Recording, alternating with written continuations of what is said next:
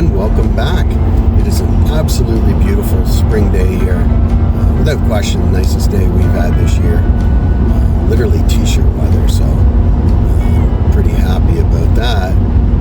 And actually just on my way to the cabin, so pretty stoked to be heading back. I got Kimber in the back riding shotgun. Q's got some work in the city, so she plans to join us probably in the next 3 to 4 days. And as I mentioned in the previous video, our intention is to spend as much time as we can in April, particularly to tackle some of the outdoor projects we have lined up and get a jump on it before the black flies come and make life miserable. So yeah, super excited to be back.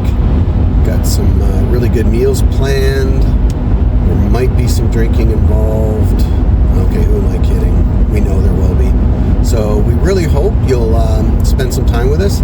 Pretty sure this will be another two-parter because we have that much to do. So when I get up to the cabin and settled, I'm going to check back with you guys, kind of go over the agenda, and we'll get the party started. See you soon.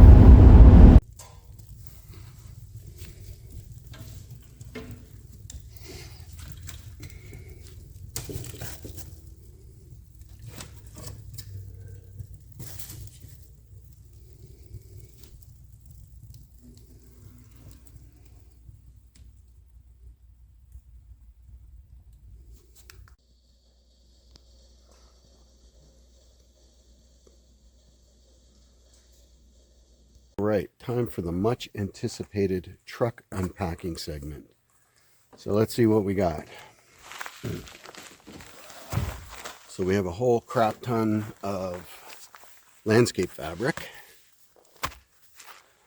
I don't think that's going to come into play this trip, but a deal's a deal at Costco. This cabinet is a huge Rubbermaid 4-shelf cabinet. I've had it for years. It is just absolutely fantastic. I swear it's like the day I got it. Well built, holds a ton of stuff, and this is going to go in the shop as part of the whole organization plan that I have. See, the spiders are out.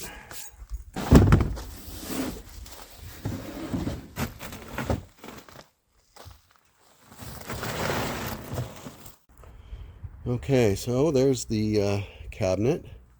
I don't have the shelves in. I just threw a bunch of stuff in there to weigh it down on the trip, but when it's set up, I'll show you as part of that project in the shop.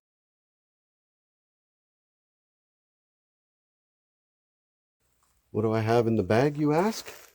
Let me show you.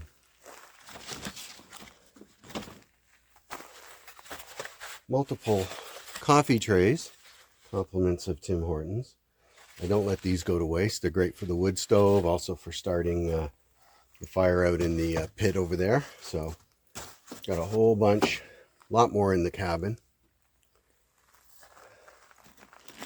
I've got some landscape fabric staples. So again, to be determined when we actually need that. I picked up this lock set for the new trailer. So it's actually a really nice little kit. Comes in a carry case. And then you've got, assorted different locks, but that's where the ball would go. So it locks in there. The receiver and that's where you would normally put your hitch pin, but now I can lock it. So yeah, just an added measure of security. Why not? Okay, so after the debacle with the motion sensor light I bought for the shop last time, that has since been returned. I went back to a tried and true product. This is called the Led, I think that's how you'd pronounce it, solar motion light. We actually have one on the porch, and I think we've had it since the cabin went up. So we're talking a couple of years now, and it just works fantastic. So I should have went back to this from the outset. Now they sell them in a 2-pack, so I'm going to put one up on the roll-up door and then one right above the man door. So I'll show you what they look like when they're set up. But great product. I think I want to say it was about $40 Canadian for the 2, in that range. I'll leave a link if this is something you might be in the market for. I really recommend these. So have a look at them if it's something you're shopping for. What else we got? No, that's self-explanatory. Keep the creepy crawlies out. A couple small chocks for the new trailer. Mine cracked over the winter, so these are rubber. Got them from Princess Auto. Cheap, kind of small, but they should do the trick. So a couple other things I ended up buying were some axle straps. These are really heavy duty, and I'll be using these to strap down the buggy on the new trailer. And to go with those, I needed a set of ratchet straps, really strong ones. I just didn't have anything that I thought were really suitable for a side-by-side that's as heavy as the one I have. So anyway, this kit is from Vehicle X, is the name of the brand, and very popular, great reviews here in Canada and in the US. And well, they give you some stickers and Velcro straps to tidy up the loose strap.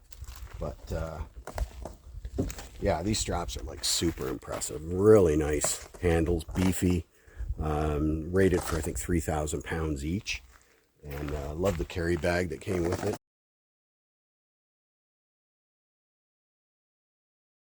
As always, stuff that we're satisfied with, that we're confident you would be, will appear in the description as a link. So if you need any more information, just go there. So that concludes the truck unboxing segment. I hope you found it endlessly entertaining.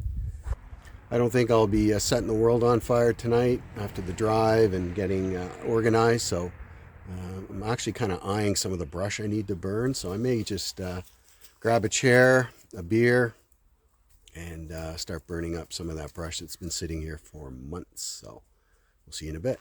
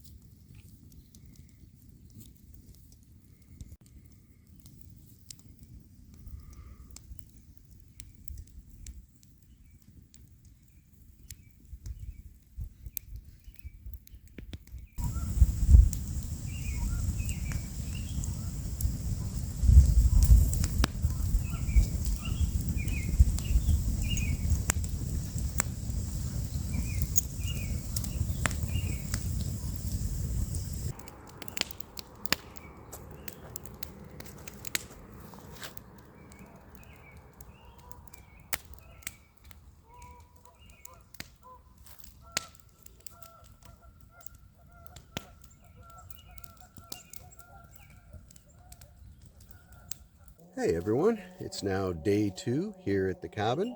I spent the better part of this morning just kind of shuttling gear between the small shed that you see behind me and the workshop. The idea being that that small shed will primarily serve for storage for anything to do with the wood processing and landscaping. So I've got the splitter, the log ox, chainsaws, any related tools and accessories are all going to be stored in there, and then the tools and anything to do with mechanical or woodworking are all going in the shop. So I wanted to get started, at least give myself some room to walk around and figure out what goes where. As for now, it's more about just getting the chainsaws sharpened. I got some work to do on my steel. I've had this issue where with the selector, when you go into the stop position, the motor keeps running. So I popped the cover, and I think I see the problem here. Let me just show you. Okay, so hopefully you can see that. This little, pin here, this metal connector, is supposed to sit in this groove. Okay, and it's popped out, and as a result, when I go into the stop position, that little metal clip does not make contact with it and does not cut off the juice. So hopefully there's nothing broken, and then if I can seat it, it'll stay put. But yeah, and then after that, I'll get to cleaning it up. Okay, so I think I got it seated, and there's a little clip here too, I guess, to help secure that wire, and it looks like it's in pretty snug there. So now in the off position, you can see that the metal clip makes contact with that, and that should solve my issue here. Well, let's find out.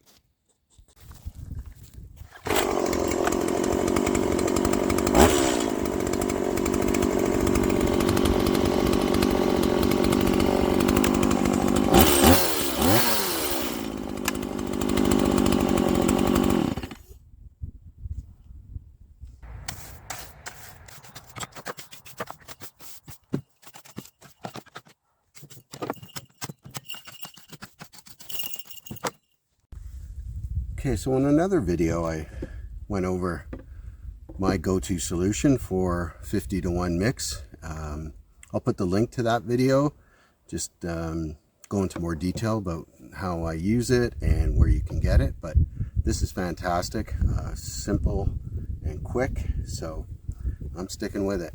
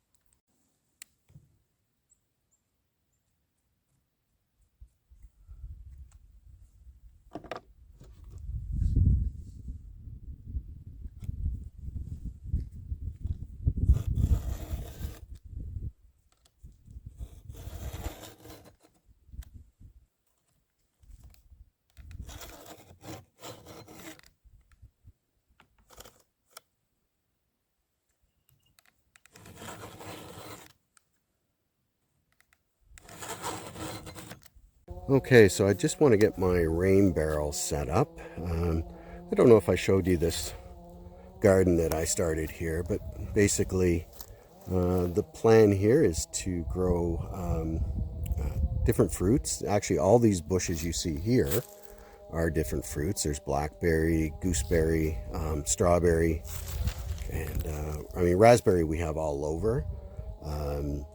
So I wanted to kind of add to the mix. It's only a couple years in, but we get some fruit, and Obviously, when there's leaves and fruit to show, I will do that, but I'm just in the process of setting up the rain barrel. And this year I'm actually going to close the spout on it. I find that the rain collects better when it's not pouring out as it goes in. So just a pro tip for you people out there using rain barrels is, yeah, close the spout.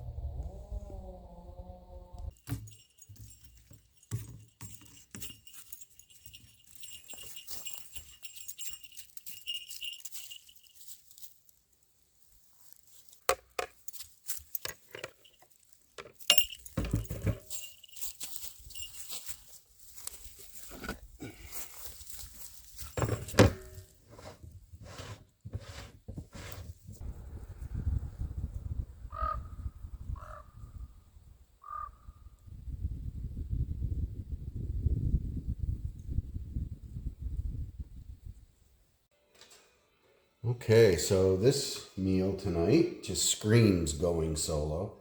I've got a steak, well, a couple steaks, but I'm only going to make the one. I'm going to do a steak and cheese sandwich and pair it with a delicious Knorr butter and herb sidekick. Actually, I don't know if it's delicious. I'm not even sure I've had this before, but it was sitting there. It looks easy enough to make. So let's go for it. Keep it simple.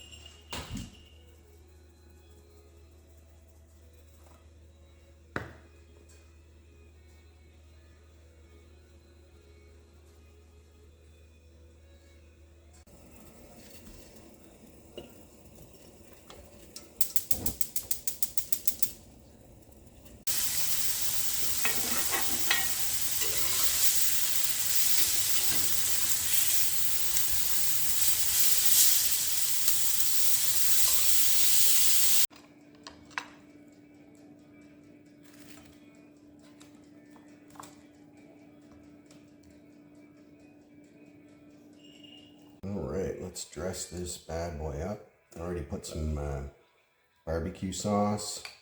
Add some jalapenos.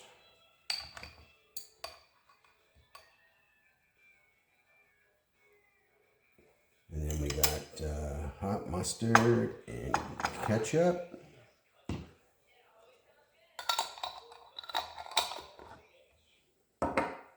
And that should do it. You appreciate Daddy's cooking, don't you? You want to try some of that steak? Hey, good morning, everyone. Welcome back. As you can see, we're off to a great start this morning. The sun is shining. There's not a cloud in the sky. They're actually talking about a high of around 20 degrees Celsius today. So what's that, around 70 Fahrenheit? Potentially a storm later in the afternoon, but you know, that's to be expected this time of year. Look forward to another great day at the cabin. So we'll see you in a little bit. Oh, look, an old coffee cup. Great work, Kimber. Can you not find something useful like cash?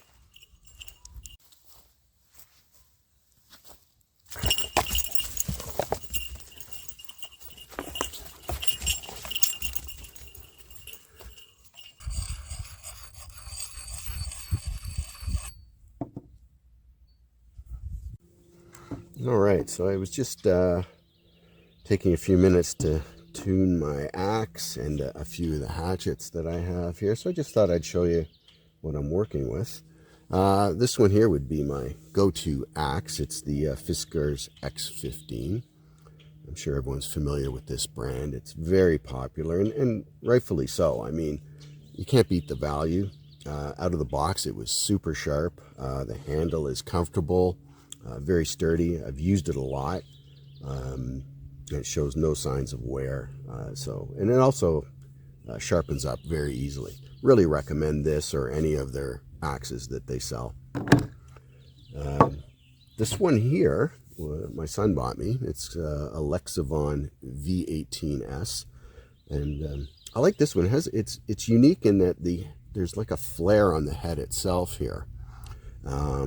It came relatively sharp. I did just tweak it a little bit now, but that flare and the fact that it's heavier at the head makes it really nice for splitting smaller logs, and you could use it for kindling too. This is one I normally keep in the box on my buggy, so really good little axe or hatchet, I guess. Next we have this guy. This is a Chores, very compact hatchet. As far as factory sharp, this thing wins hands down. I mean, it is just crazy sharp, and it's so easy just to, you know, put the edge back on. A few rotations with this. This is a Lansky sharpening puck, and this thing is back to being razor sharp. I may or may not have cut myself with this. Yeah, really recommend it. It comes with a nice little cover with a belt loop, so you could carry it with you. In my mind, certainly more useful than a machete. I have one, and I always tend to, go back to this. Great for kindling, great for camping if you want to take something lightweight with you. So highly recommend it. I've had it for years. I'm not sure if Amazon still sells it, but if it does, I'll put the link in case anyone's interested. And last, and certainly least, this old beater is a Canadian Tire Special. Don't love it. It's it's okay. It's actually a bitch to sharpen. So not something I would replace with the same sort of hatchet. You might get away with it for some camping, some light use to do kindling and stuff like that, but overall, I wouldn't recommend this. There's better options at the same price point, and certainly these two here have proven to be far more useful to me. So anyway, that's done. On to the next. I know, I should be cutting wood, but I need gas, I swear.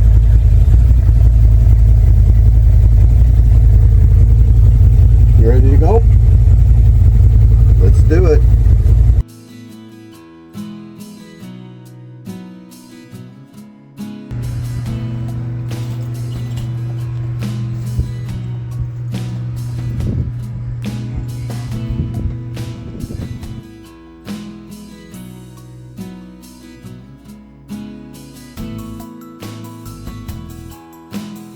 So yet again, we have another power outage here.